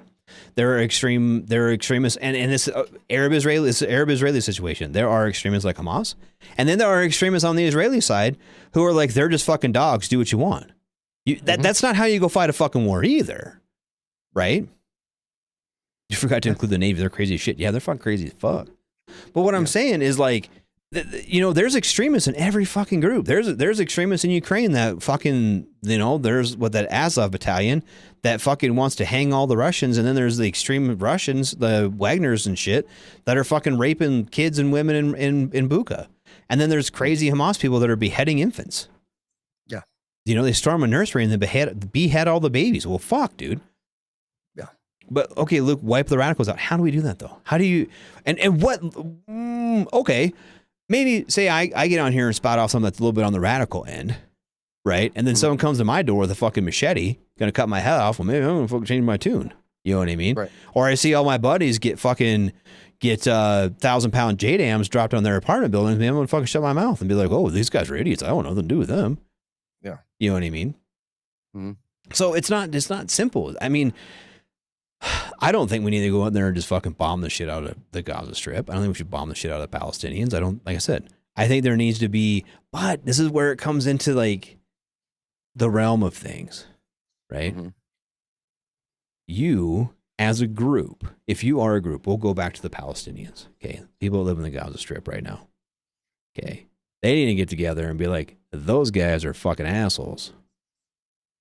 We need to be rid of these fucking assholes, and they need to round all them fucking assholes up and go put them out the fucking gate. You'd be like, these are the assholes you're looking for. Yeah. They need to stand it, but that's hard. It's so hard. And I'm not saying that's easy. I'm not saying that, but I mean, the only real way to get rid of that is to have the people, the majority, the silent majority, stand up and say, we are sick of your shit. And that's the same in this country. Yeah. We need to stand up to those fucking radical elements of wherever they're at and be like, you guys are fucking batshit and we don't want anything to do with you, Matt Gaetz, or whoever the fuck it is. Yeah. I think when it starts getting challenging, even more so, especially like in the Middle East, is because so much of the conflict is so deeply rooted in culturalism and religion. Yep. And even if you don't support, like even if one of the a lot of people might not necessarily support the extreme of what they're doing, they still might support the heart of what they're doing, right? Like they might not agree with the means, but they agree with the purpose. Right. And so it's really hard to start separating those two things when you start drilling down into it, because half the arguments you see between Israelis and Palestine is about centuries old. Who belongs there? Whose ancestors does this land belong to? Well, it's God's gave it to Israel. Well, no, God gave it to the Muslims. No, God gave it. So you start digging deep into that, and it's inseparable from their cultural makeup. Well, and and that makes it rough. I saw a TikTok and it was Mia Khalifa. Obviously, I'm going to take all of my political stances from a porn star, but and she was spouting off about how the Palestinians, the Israelis stole their land and said, and then there was like actual like clerics that stood up that probably don't like her because of her business endeavors anyway, but they're like, actually, you're wrong. But the majority of, and this is unfair of me to say because I don't really have a lot of friends who are Palestinian, but I have some friends who are Muslims. I have some friends who were, like my interpreter in Iraq and stuff like that, and I know they have a little bit different view on it because they don't live there. Right. Mm-hmm. But, and he's like, I don't know. I don't get it, dude. I don't understand it. Why they can't just fucking get along about it. Mm-hmm. Like, and he's from Southern Iraq. So there's, he's kind of whatever, but just, he's like, just, they make it so tough. They're making it tough on themselves. They're making it tougher on themselves instead of just be like, we are people. We're all people. Let's treat each other as people. And I feel like there's so much hatred there that they just can't get over that. Well, you could take the same principle on a much lighter. It's lighter in the sense of like, bombing people goes. But I mean, look at how entwined conservative politics and Christianity is, right? Like they can't help but try to press certain laws and push certain things because it's part of their being and existence and viewpoint, right? Those are inseparable things. No matter who the hell it actually harms, when you play it out logically, it's still, they think that's what God wants them to do. Right. And they try to pass laws accordingly. I mean, it's the same thing, just way more extreme. Right. But like you couldn't tell, well, a far right Christian politician, well, you need to lay off the abortion laws because it could negatively affect X, Y. They don't give a shit. No, because that's what they think should be done. They don't give a fuck about those. The people that'll go get abortions, to them, well, they're less than human, or they should be burning in hell. right. It's it's insanity, in my opinion. Right. See, and I because I'm not super religious. I go to church on occasion. Yeah. Probably a whole lot more than most people my age do. Mhm. And I struggle with that sometimes because the church I go to and the religion that I grew up in has always told me to love everybody. And there's a problem with what somebody does, God will handle it. Mm-hmm. You know what I mean? If I think God doesn't agree with your lifestyle because you drink alcohol, okay, I'm not God. I don't know what God really thinks. Maybe God doesn't like my lifestyle because I don't drink alcohol every day. I don't fucking know. Right. You know what I mean? And biblically, and this me being a history major, Jesus was more than likely drinking beer every night or alcohol, wine, than he was water, because at that time, water was unsafe to drink. Yeah. Right? So to say, well, you shouldn't drink alcohol because, well, fucking Jesus did. His kid did. The Son of God drank alcohol. So why? So you know what I mean? So like, who am I? I'm not God. And when it comes to gay marriage, I'm not God. Maybe God is absolutely 100% okay with gays getting married. Maybe he's not. I don't know. But you know what? I'm not God. Not for me to pass judgment on whatever. Same with abortion, or same with whatever. Like, do I agree? Would I ever tell somebody to get an abortion? No, I would not. Yeah. But and here's the thing. I imagine it's got to be a very hard thing to do. Mm-hmm. I don't have a vagina. Right. I'm never going to have an abortion. Yeah. So I'm never going to, I shouldn't tell people what to do with something I don't have. Right. And that's just my opinion on it. But I feel like when we pass laws due to, for legal matter or for religious reasons, we're not doing justice to each other as people. I agree. And I feel like if you really wanted to dig down and pass all, and again, so my family's very conservative Christian. I grew up that way. I'm not, and that was just the easiest example off the top of my head. But anytime you pass law according to religious belief, I feel like you're walking a fine line there. Really, because if you really fully instated and passed all American law to be whatever interpretation biblically based, we'll say scriptural law, it's not that much different than Sharia law. It doesn't look much different, and that's a scary thing. And most far right conservative would argue that up and down. Oh, it's way different. No, it kind of ends up looking the same if you really fully play it out. Right. Yeah. If you go by the biblical version, but I will say okay, a lot of modern laws in a lot of modern countries, we're not going to go with the Middle East and Sharia law or anything like that. But if you go with a lot of, European, Western countries, even a lot of third world countries, our laws are kind of biblically based, loosely. Thou shalt not kill, thou shalt not whatever. You know what I mean? A lot of, but I mean the Bible. I almost sound like fucking what's her name, Philomena Kunk for a minute. The Bible, but but I mean a lot of those are based off the societal laws that we needed to move from caves into settlements. Right. Right. Thou shalt not covet thy neighbor's wife.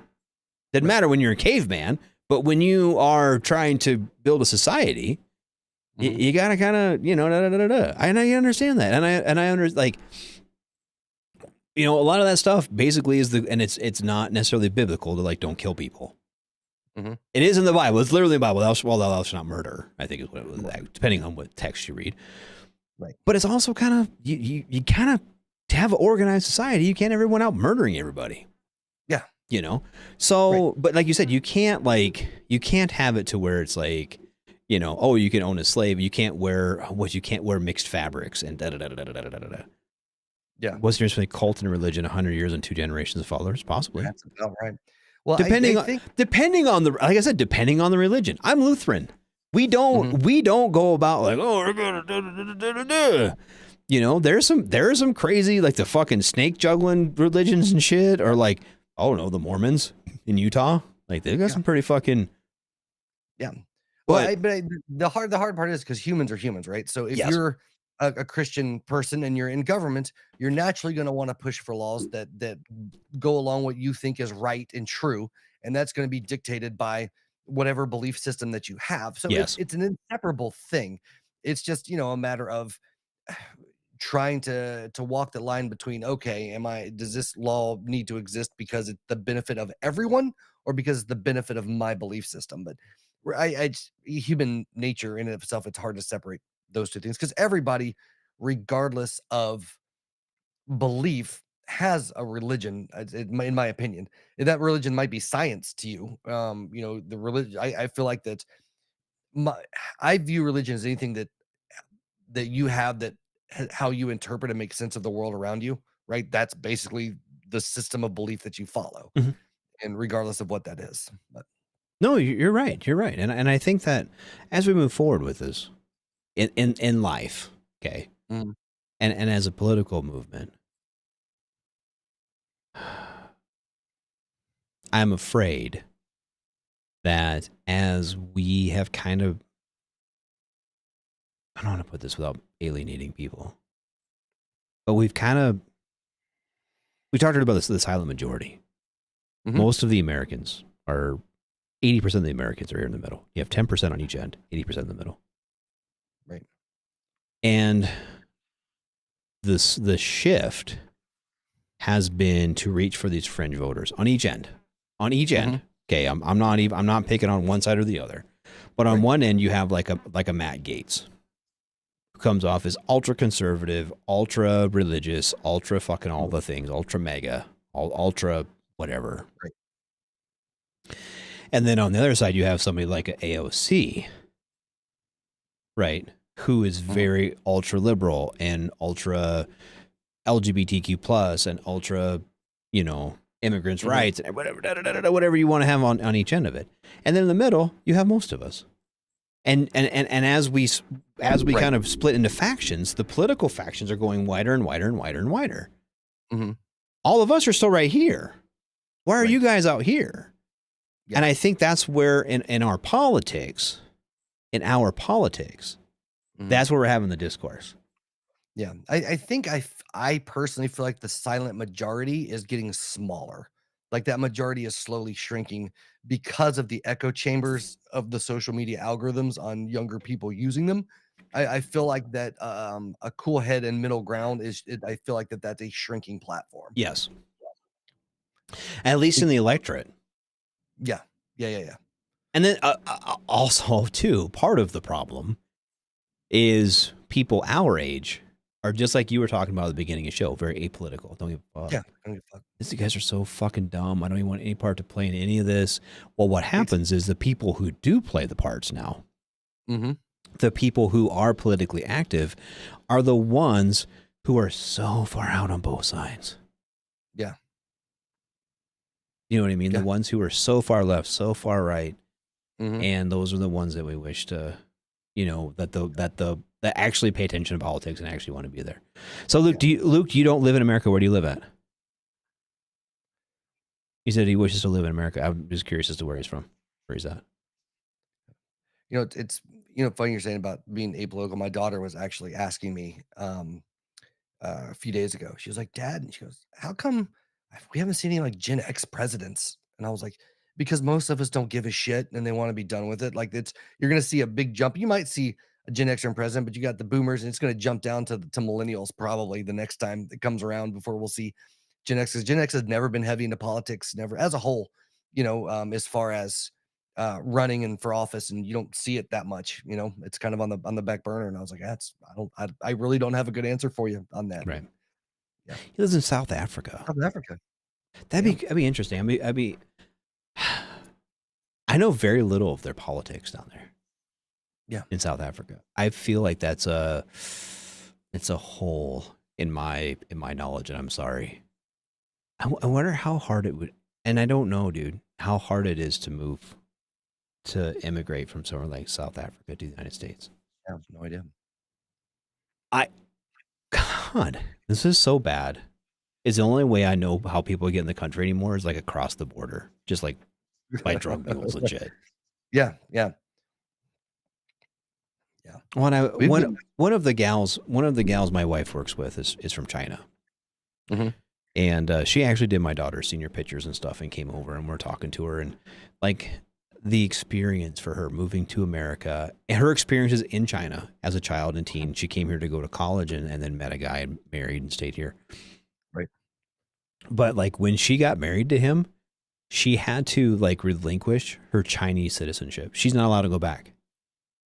And like if she goes back, she can't access money. That's crazy. Yeah, like there's no cash really there or very little. Right. So you can't just go and she can't like her card won't work at like the ATM. Like if you and I went there, our card wouldn't work. Right. But you get like if you have a certain visa or whatever, we would be as a tourist, but she can't get a tourist visa because she used to live in China. It's a fucking whole fucked up system. Like she can't go back and visit her parents. If her parents about the only way to like transfer wealth in China is through property, right? Mm-hmm. And when she was a kid, they were only allowed to have one child. Okay, Right. there was a one child policy back then. Mm-hmm. So the only inheritance she can get is her parents' house and land. Mm-hmm. Okay. Now, when they die, she's not allowed to own the property. She's not allowed to sell the property. And she's not allowed to take anything from China to the United States. Huh. So say if she goes back, I'm sure she could probably get like a suitcase full of like pictures or some shit like that, right?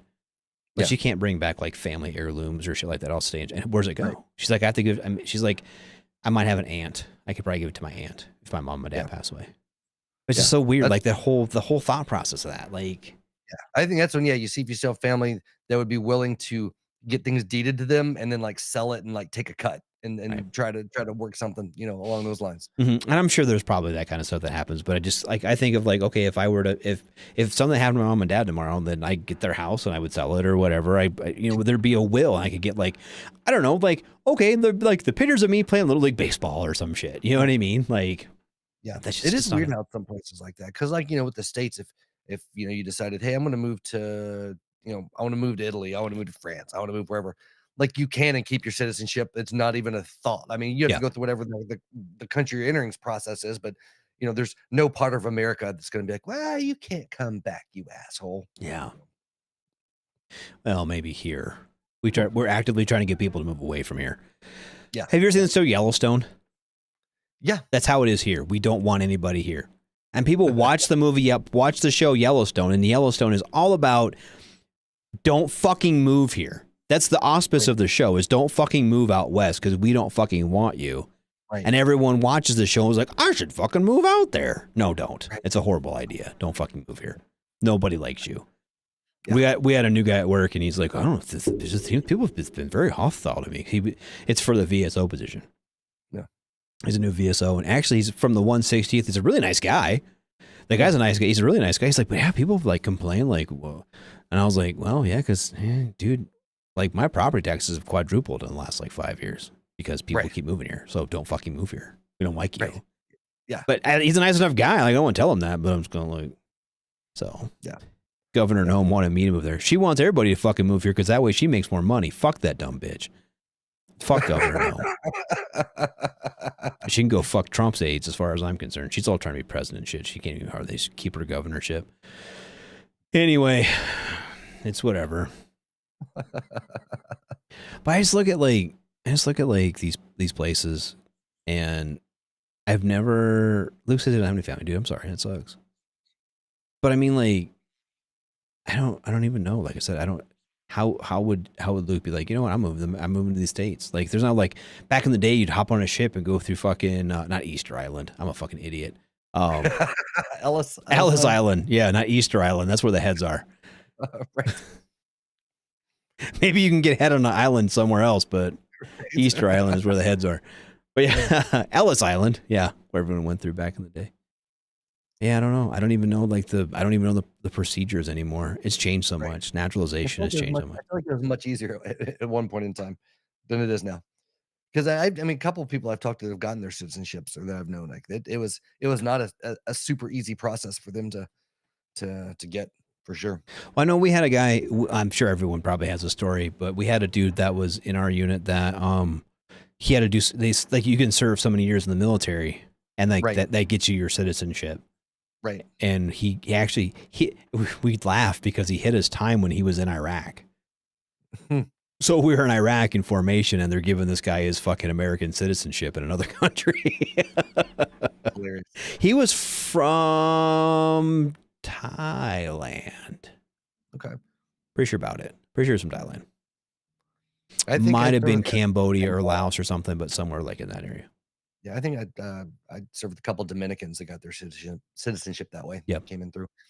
But I know a couple of folks, they're when they were younger, it wasn't bad, but like their parents had a harder time. They tried to come over and get their citizenship after the fact because of all the stuff they had to learn and especially the testing and stuff. It was very difficult for them to get their citizenship after they moved.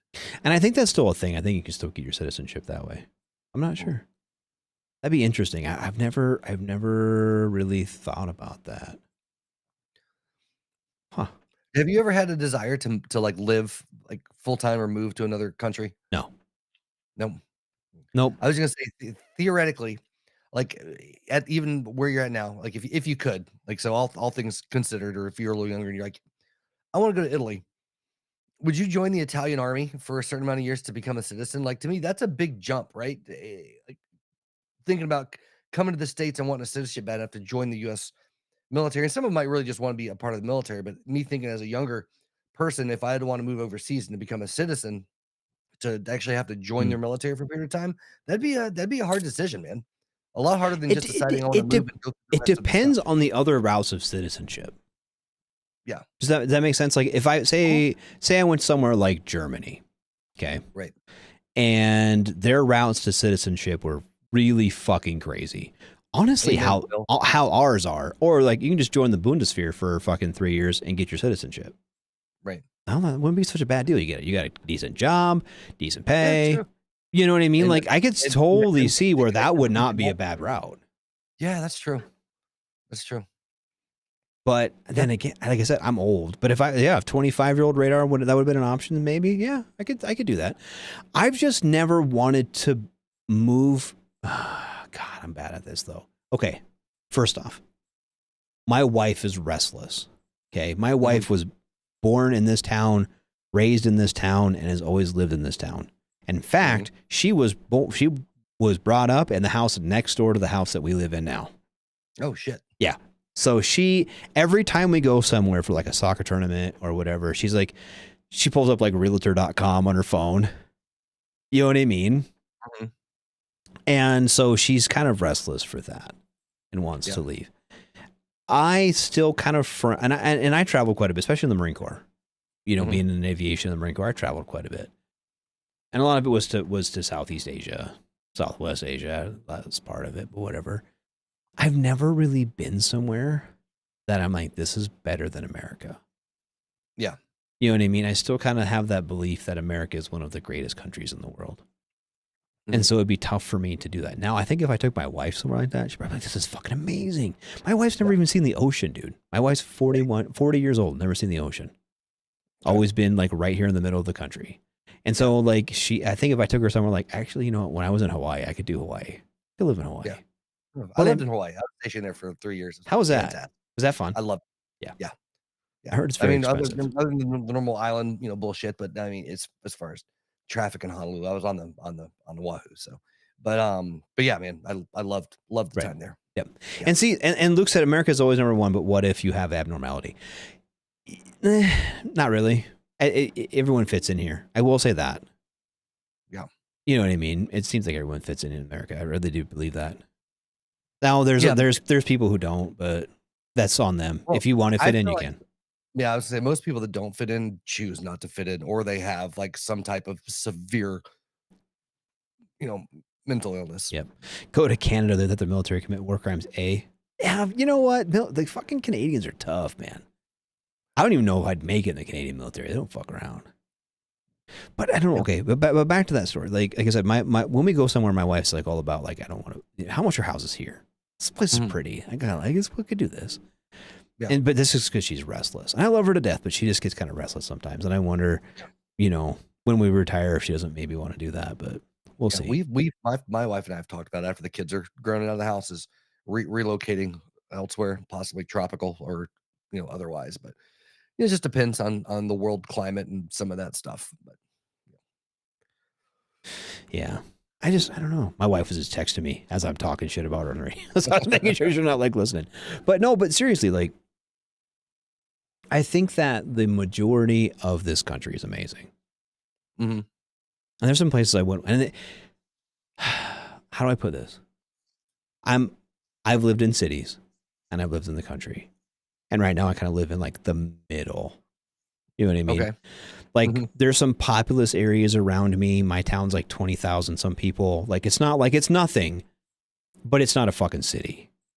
Right.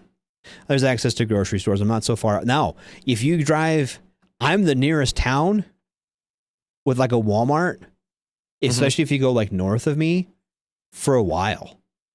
Yeah. So, I mean, you could possibly live 2 hours north of me and I would still be the closest Walmart. So keep that in mind, this area I'm in. Yeah. But I couldn't do the city again. I've lived in California. I lived in San Diego. I lived in Dallas, Fort Worth. Mm-hmm. I couldn't do the city again. City. Yeah. City. Somewhere like Dallas, Fort Worth. I'm in Charlotte now, and it's the biggest city that outside of me being stationed in Honolulu or something like that. I mean, it's the biggest city that I've, as a civilian, lived in. I mean, there's a few million people here. And not a fan, dude. I'm not a fan. We just bought a house. It's about an hour outside of the city, just because it's just But see, that's almost worse. Because then you live. Okay, well, you work from home, that's all right. But I'm just saying, for me, when you have, when I drive an hour, I have an hour drive to Rapid City. Mm-hmm. Okay, that hour drive to Rapid City, right? I traverse 65 miles. Mm-hmm. You know what I mean? When I lived in Dallas, Fort Worth, I'd have an hour and a half drive to work, and it was 6 miles away. Yeah. You know what I mean? And I don't want to, so when you live, you live outside of town, I live an hour outside of town, that's 10, 15 miles. I live an hour outside of the big town and I'm in 65 miles out. Yeah. So that's where it's about 60 miles out of Charlotte. That's where I'm moving. Yeah. But like I said, if you have to work from home, and you still have access to, I think it'd be great to live somewhere like that where you are far enough away that you don't have the hustle and bustle. Right. Mm-hmm. But you're close enough that if you want to go catch a sports game of any kind or a concert, if I want to go to a concert, I got to drive 6 hours to Denver. You know what I mean? Yeah. Or 8 hours to Twin Cities. That's my options kind of to go see even a medium concert, unless it's a local band or some shit. Right. So it's tough. There are a lot of things that you give up living kind of in BFE. Mm-hmm. But for sure. My wife, every time if we go somewhere like Denver, she can't drive. I have to drive. Yeah. She can't. So it'd be tough to take her somewhere where there's actually traffic and people. Oh, traffic. Yeah. I mean, I hate driving in traffic. It infuriates me to no end, but that's, par for the course. Mm-hmm. Yeah. Ooh, I love this. Phil said the best part of our country is that there are so many outside influence. Germany and Chinatowns everywhere, Pennsylvania, Dutch, Hispanic, some Russian, some Japanese influenced cities. The U.S. has a lot to offer. I completely agree with that. Yeah. You know what you never see though? You never see Chinatown, you see Germantown. You only ever see Swiss Town. No. Yeah. Or Norristown. Out here you do. I hear you. We have a lot of Norwegians out here. And we don't have a Norristown, but we have Norwegian events. Right. We have the Yule Fest at you know what I mean? And they have all the fucking weird foods and shit. Actually, this last summer we were in Colorado we spent a long weekend down there. And we went up to Estes Park, which is really beautiful. Some of the mountains and the Shining was filmed there. And, okay. We went in there and they were having I don't even remember what it was called, but it essentially was a Viking fest or Norwegian fest up there. And they had this festival and they had they had pagan dancers and they had all these dudes dressed up like Vikings and shit. And they had vendors. Of the Viking stuff lately. Mm-hmm. Yeah. Okay. So yeah, that was fun. Renaissance Fair. You know what? I've only been to one, and I kind of want to go to like a real one. I think that'd be kind of fun. I don't want to dress up though. No, I don't want to dress up. Same with like something like the Comic-Con stuff. I want to go to like a Comic-Con. I just want to dress up. I just want to like see things. I want to see it in person. Like those dudes who dress up like Transformers and they're wearing like an actual car. I want to see that in real life. Oh, for sure. But I don't actually want to do that. That sounds like a lot of work. Yeah. Putting the time and effort into it. I'm way too lazy for that shit. Fuck yeah, I'm impressed by the people that do. But absolutely. I would never do that. Right. Yeah. Or like that to me like the guys who 3D print stuff for their guns. Look, I 3D printed a rail. I can just buy one for $6.99 from Knight's Armory. Leave me alone. You know what I mean? Like it's super cool that you do, but no, pass. Yeah, no, I'm good. I'm entirely too lazy for some shit like that. Yeah, absolutely. Yep.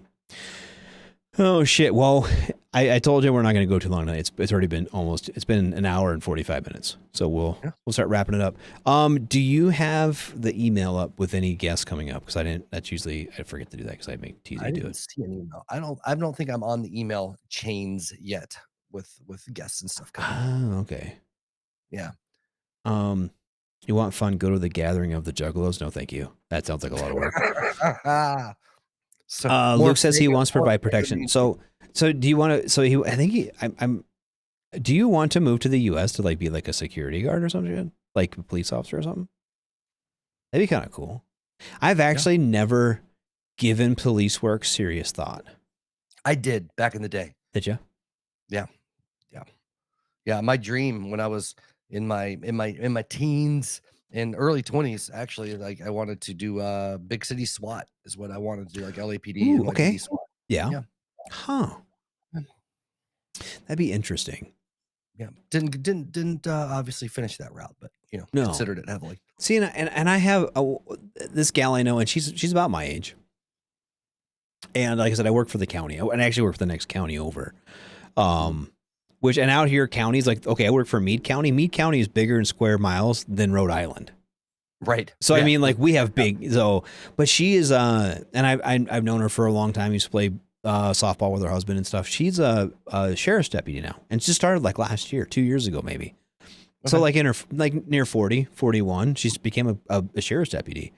And I was like, huh. But then I was like, man, my fucking knees are so bad and my back's so bad. And and then they're going to want to do a fucking psych eval on me, and that's not going to go well. So that's probably a bad idea. When I first got out of the Marine Corps, so this would have been 2003. Mm-hmm. I applied for the city of Fort Worth and the city of Dallas as both a firefighter and a police officer. Mm-hmm. And like about 6 months after I got out, I moved back home. And ironically, it was like, I was back like 2 weeks. And that's when I got was starting to get calls for like the testing was open or whatever. It's like, fuck, dude, if you'd have called me a fucking month ago, I probably would have stayed down there. But I applied for the Texas Highway Patrol too. And then, like I said, they all called me back like about between 3 weeks and 6 months after I moved back up here. So, yeah. It's weird how life works out that way, though. There's like the shit that just could have happened but doesn't. You know what I mean? Right. Or the timing's weird, or it's so weird to me. Right. How things play out. Right. But anyway, so I'll do my spiel. So I want to thank everybody for being here tonight. We have shows 6 nights a week. Tonight was Wednesday night, Humpday, and you've been listening to the Smoke Pit with him, Massey, and me, Radar. And I want to thank you so much for coming out, dude. That's great. It's awesome. Yeah, and then tomorrow night we'll have Ice and Spanky for Sergeant's time. We'll be talking about all things, big Army, National Guard, reserves. Ooh, I got a question I might just put it in the team room. Maybe I'll braid it up for the thing. My kid is trying to come back he's in Germany and wants to come back to the States. We put in a request for orders for Carson, and they're saying that you need to be air assault qualified to go to Carson, or air assault qualified or a candidate for the school or whatever. And he's like, there's no air assault at Carson. And I don't know if there's any air assault units. It's 4th ID there. It should be like all armored infantry, and I think they have strikers there. So I don't know. Yep. I don't know why they want air assault. Maybe they're changing or something. I don't fucking know. Anyway. Interesting. Yeah. Or maybe I know they have like a special forces attachment there too or something, maybe for that, or I don't know. Anyway, he's an 88 Mike. I don't know why you would need 88 Mike to be air assault. but whatever. Anyway, but yeah, so Sergeant's time tomorrow. Yeah, that's what I thought, Phil. The Bears thought it's a badge, but they want them for something. I know, like, if you go to brag, they want you to, be a jump, be airborne. Anyway, I don't fucking know. It's beyond me, I guess. And then Friday, this week, Friday Night Freedom. This is a Friday Night Freedom week, so Kaz and Pookie should be there. They will be hanging out, doing some fun stuff. Oh no, Pookie's not back yet. Pookie's not back yet, so it will be a guest co-host. Maybe it'll be you. Yeah, who knows? this route probably. Who knows? Yeah. Well, it's good though to kind of see how I've been a co-host on every show at some point or another, and I think it's good. Like right now because I was on the sports bar the other night. I really liked how the actual King Smith had his setup, and I've tried to. I'm not copying. I'm mirroring it. I like it. Well, because for normally I'd have my co-host in a little small bubble on the side like CQ does. Right. And I think this looks nicer, I think, to kind of make it more balanced. I like this. Yeah. It makes me feel more special. Well, because we're equals here. We're peers. So I'll move it back for TZ though. No, I'm just kidding. I won't. Anyway, Saturday night's a Donza day. It's a day of no spanky activities since she doesn't like Donza days. But Saturdays are our days off. We don't have a show those nights. We might someday, but as of right now, we don't. And then Sunday is a sports bar, with, the actual King Smith and Coach. Last week, King Smith beat my ass at fantasy football, and we're about, a quarter of the way through the season or so. So we'll see how that all plays out. But they're bringing you all the sports news and headlines and, some fun discussions there. Then Monday night is the Monday edition, aptly named. It's an edition that's every Monday with this guy right here, Massey and Ice, bringing you the latest headlines and news in the real world. I'm sure our geopolitics will continue to give you guys plenty of material for Monday nights. And then Tuesday is everyone's favorite host, CQ. Bringing you the latest on Loki season 2, which we never even talked about season 2. We just talked about how shitty Loki season 1 was, or how you didn't like it. CQ popped my WTF Nation radio cherry. Yep, he did, and I didn't pop mine, but I sure spent a lot of time sitting co-host with him, and I really think he's got a good show, and he broke in. Yep. So. But yeah, he's good shit. So follow him in one of his harem of co-hosts. And then, I think I have one more week before TZ comes back. So I don't know who will be my co-host next week. We'll figure it out. Whoever's available, we'll have a good time. We'll talk about nothing or everything right here in the smoke pit with me, Radar, and allegedly TZ. I think she's got another week. Maybe Massey will be back next week. Maybe it'll be someone else. So, but dude, I thank you so much for being here. It's been great. The comments have been great. Thanks for your being here. We're here for you guys. And I am going to, let's do some Turnpike Troubadours on the way out. Ooh. And get Minx. Oh, man. I'll try. Minx was who I was on when I first started years ago. Yeah. Thanks, Phil. I want to come back anyway. I don't even know. I'm still friends with her on Facebook. Pretty sure about it. I'll message her, see if she'll do it. That'd be kind of fun if I would let her. I don't know. We'll see. Anyway, dude, thanks so much. Thanks everyone for being here. We're going to turn on some Southeastern Sun by Turnpike Troubadours after we do our disclaimer. I really do appreciate everyone being here, and we'll be back next week. Thanks. Shots.